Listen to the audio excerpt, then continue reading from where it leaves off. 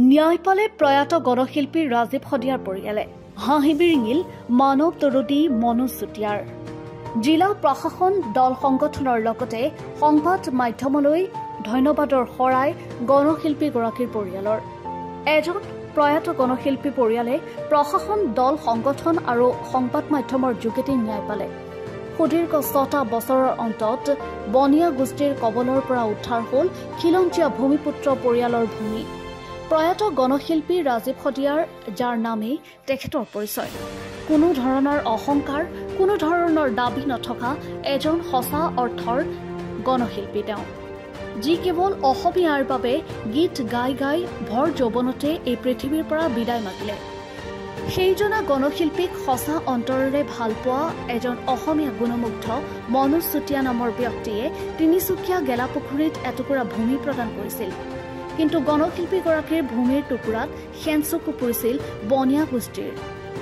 ঘটনাৰ আঁৰৰ বিষয়টো অনুসৰি 2018 চনতে তিনিচুকীয়া গেলাপুখুৰী জয়ানগৰৰ নিবাসী মনোজ চুতীয়া নামৰ ব্যক্তি এজনৰ ভূমিত NSBS ট্ৰেডিং নামৰ এটা বনিয়া গোষ্ঠীৰ ব্যৱসায়িক প্ৰতিষ্ঠানৰ স্বত্বাধিকাৰী আনন্দ ৰাছিৱাছিয়া নামৰ লোকজনে এটা ক্ষুদ্ৰ ব্যৱসায় উদ্যোগ স্থাপন কৰিবলৈ 10 লাখ টকাৰ ঋণৰ যোগাৰ কৰি দিম বুলি oriental bank of commerce Tinsukia শাখাৰ পৰিচালক অমৃত কুমাৰ ঝাৰ সৈতে যোগাযোগ কৰাই দিছিল। বেংকটোৰ পৰিচালকজনে মনোজ চুতীয়াক ঋণ দিয়াৰ প্ৰতিশ্ৰুতিৰে মনোজৰ ভূমি, নথিপত্ৰ আদিৰ পৰা সকলো ধৰণৰ যাৱতীয় নথিপত্ৰসমূহ বন্ধক হিচাপে জমা ৰাখিছিল। কিন্তু উল্লেখযোগ্য বিষয় যে oriental bank of commerce Tinsukia শাখাৰ পৰিচালক অমৃত কুমাৰ ঝাই মনোজ চুতীয়াক 10 লাখ টকাৰ ঋণ প্ৰদান নকৰি মনোজ চুতীয়াক গ্ৰান্টাৰ সজাই জালিয়াতিৰে তিনিচুকীয়াৰ MSBS ট্ৰেডিং নামৰ এটা বনিয়া গোষ্ঠীৰ ব্যৱসায়িক প্ৰতিষ্ঠানটোক 50 লাখ টকাৰ ঋণ প্ৰদান কৰে। 2019 চনৰ 14 আগষ্ট তাৰিখে oriental bank of commerce Tinsukia শাখাৰ পৰা মনোজ চুতীয়ালৈ এখন পত্ৰ আহে। পত্ৰত উল্লেখ থকা অনুসৰি MSBS ট্ৰেডিং বনিয়া গোষ্ঠীটোৰ ব্যৱসায়িক প্ৰতিষ্ঠানটোৱে বৃহৎ ধন থকাৰ বাবে মনোজ চুতীয়াক ভূমিৰ লগতে প্ৰয়াত গণশিল্পী ৰাজীৱ শদিয়াক প্ৰদান কৰা ভূমিও বেংকৰ হাতলৈ যোৱাৰ কথা উমান পাই সম্পূৰ্ণ জালিয়াতিৰ বিষয়ে অৰিয়েণ্টেল বেংক অৱ কমাৰ্চ গুৱাহাটীৰ মুখ্য শাখা কাৰ্যালয়লৈ পত্ৰ প্ৰেৰণ কৰিছিল। উল্লেখনীয় বিষয় যে এই জালিয়াতিৰ সন্দৰ্ভত অৰিয়েণ্টেল বেংক অৱ কমাৰ্চ গুৱাহাটীৰ মুখ্য শাখা কাৰ্যালয়ৰ পৰাও কোনো ধৰণৰ সঁহাৰি নোপোৱাত মনোজ চুতীয়াই দিশহাৰা হৈ আইনৰ কাষ চাপিছিল। এই সন্দৰ্ভত সবিস্তাৰে বিভিন্ন সংবাদ মাধ্যমত বাতৰি প্ৰকাশো পাইছিল। এই সন্দৰ্ভত দীৰ্ঘদিন ধৰি বিভিন্ন দল সংগঠনৰ সৈতে মনোজ চুতীয়া আৰু ৰাজীৱ শদিয়াৰ পৰিয়ালে তিনিচুকীয়া জিলা প্ৰশাসনৰ উচ্চ পৰ্যায়লৈ কাষ চাপিছিল। সুদীৰ্ঘ 6টা বছৰৰ পাছত এই ভূমিৰ জালিয়াতি কৰি 50 লাখ টকা লুটি নিয়া মূল মাষ্টাৰ মাইণ্ড পলাতক অৱস্থাত আনন্দ ৰাছিৱাছিয়াক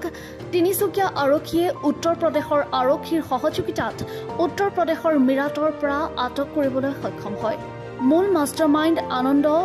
ৰাছিৱাছিয়াক আটক কৰা কথাৰ খবৰ পাই মনোজ চুতীয়া আৰু প্ৰয়াত গণশিল্পী ৰাজীৱ শদিয়াৰ পৰিয়ালটোৱে তিনিচুকীয়া সদৰ আৰক্ষী থানাত উপস্থিত হৈ সকলোকে ধন্যবাদৰ শৰাই আগবঢ়ায়। আমি পোনপ্ৰথমে তিনিচুকীয়া জিলা প্ৰশাসনক, আৰক্ষী প্ৰশাসনক ধন্যবাদ জনাইছোঁ অভিযুক্তক বিচাৰি উলিওৱাৰ বাবে। আৰু কেৱল তেওঁৱে নহয়, তেওঁৰ লগত আৰু এজন সমানে অভিযুক্ত আছে, অমিত ঝা, যিজন বেংক মেনেজাৰ আছিল, আৰু আনন্দ ৰাছিৱাছিয়া, তেওঁকো ধৰিলে। আৰু আমি আশা কৰোঁ জিলা প্ৰশাসনে, আইনে তেওঁলোকক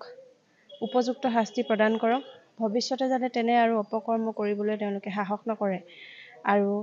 কোনোৱে যাতে সাহস নকৰে, কেৱল তেওঁলোকে বুলি নহয়, তেনেকুৱা যি দুষ্টচক্ৰ এচাম দালাল আছে তেওঁলোকে যাতে ইয়াৰ পৰা এটা সকিয়নি পায়, সেয়াই আমি আশা কৰিছোঁ। কঠোৰতকৈ কঠোৰতম শাস্তি বিহিব লাগে। আৰু আমি অনুৰোধ কৰিম, আশা কৰিছোঁ আইনৰ সুৰুঙাৰে যাতে তেওঁলোক ওলাই নাযায়, হাৰি নাযায়, সেইটোৱে আশা কৰিছোঁ। আমি ইমান দিনে সত্যৰ পথত থাকি সকলো দল সংগঠন, ব্যক্তিবিশেষ আৰু অসমৰ বিভিন্ন ৰাইজৰ বিভিন্ন দল সংগঠনৰ সহযোগত আজি এই পৰ্যায় পাইছেহি। যোৱা 5 বছৰে পৰি থকা এটা কেছ, যিটো আমি ইতিমধ্যে হাৰিছোঁ বুলি ঘোষণা কৰা হৈছিল। কিন্তু আমি যিহেতু কোনো ভুল কৰা নাছিলোঁ, আমাৰ অজ্ঞাতে এইখিনি হৈছিল, সেইবাবে আমি উপযুক্ত যিজন অভিযুক্ত যিসকলে এই অন্যায়খিনি আমাৰ লগত কৰিছে সেই অন্যায়ীসকলেহে শাস্তি পাব লাগে বুলি আমি বাৰংবাৰ আমি অনুৰোধ কৰিছিলোঁ পুলিচ প্ৰশাসনৰ পৰা আদি কৰি সকলোকে আমি দাবী জনাইছিলোঁ আৰু আমাৰ এই দাবীসমূহ আমাৰ যি আশাসমূহ সেইবোৰ এটা সঠিক পথত গৈ আছে বুলি আমি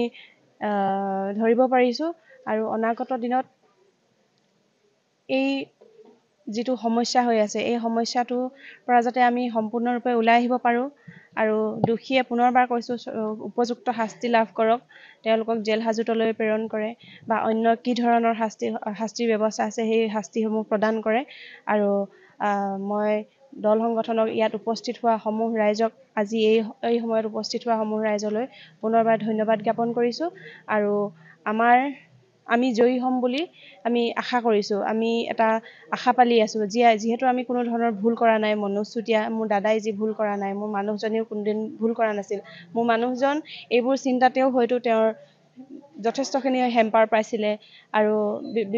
বিভিন্ন হেম্পাৰ মাজতে তেখেতটো গ'লগৈ তেখেতে হয়তো শুনি যাব পৰা হ'লে নিশ্চয় ভাল পালেহেঁতেন যে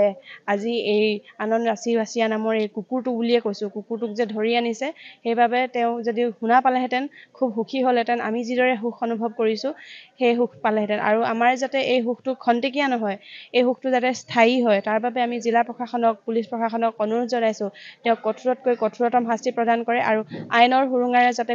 কোনো কালেই তেওঁ ওলাই যাব নোৱাৰে তাৰ বাবে আমি পুলিচ প্ৰশাসনৰ ওচৰত পুনৰ দাবী জনাইছোঁ চাওক আপোনালোক সকলোৱে জানে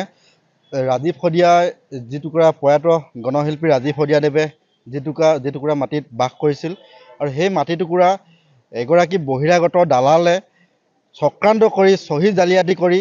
আচলতে বেংকৰ পৰা 50 লাখ টকা লোন লৈ ইয়াৰ পৰা পলায়ন কৰিছিল আৰু এই কথা যেতিয়া পৰিয়ালৰ লোকে গম পালে আৰু গম পোৱাৰ লগে লগে তেওঁলোকে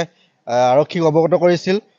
আৰক্ষীয়ে ইতিমধ্যে অনুসন্ধান কৰি এই গোটেই বিষয়টোৰ ওপৰত তদন্ত কৰি ইতিমধ্যে যিগৰাকী দোষী এই দোষীক কৰায়ত্ব কৰিবলৈ সক্ষম হৈছে আমি পোনপ্ৰথমে ইয়াত আমাৰ প্ৰশাসনৰ আৰক্ষী অধীক্ষকগৰাকী আমি ধন্যবাদ জনাইছোঁ লগতে যিসকল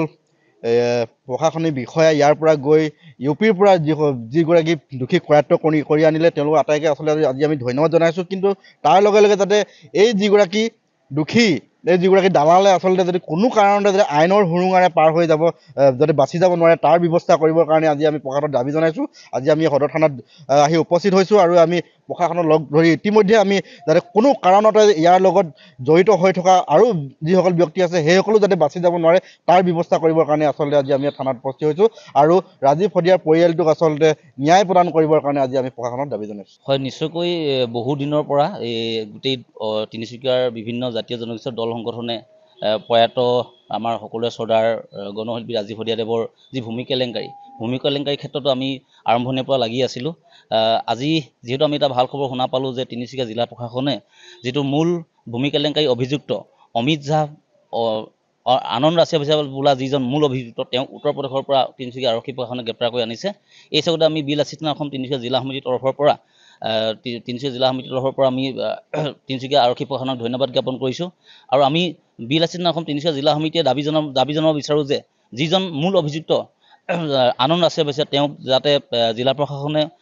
ন্যায়িকভাৱে তদন্ত কৰি তেওঁক কঠোৰতম শাস্তি দিবলৈ আমি আমাৰ ফালৰ পৰা দাবী জনাইছোঁ আৰু যিটো ভুক্তভোগী পৰিয়াল ৰাজীৱ শদিয়াৰ পৰিয়াল তেখেতৰ এই বাহিৰৰ পৰা মুক্ত পোৱাটো আমি তিনিচুকীয়া জিলা সমিতিয়ে কামনা কৰিছোঁ ধন্যবাদ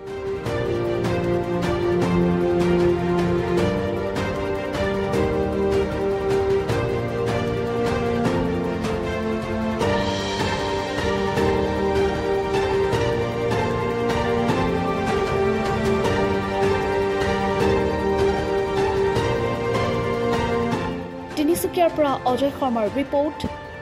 দাপোন টাইমছ।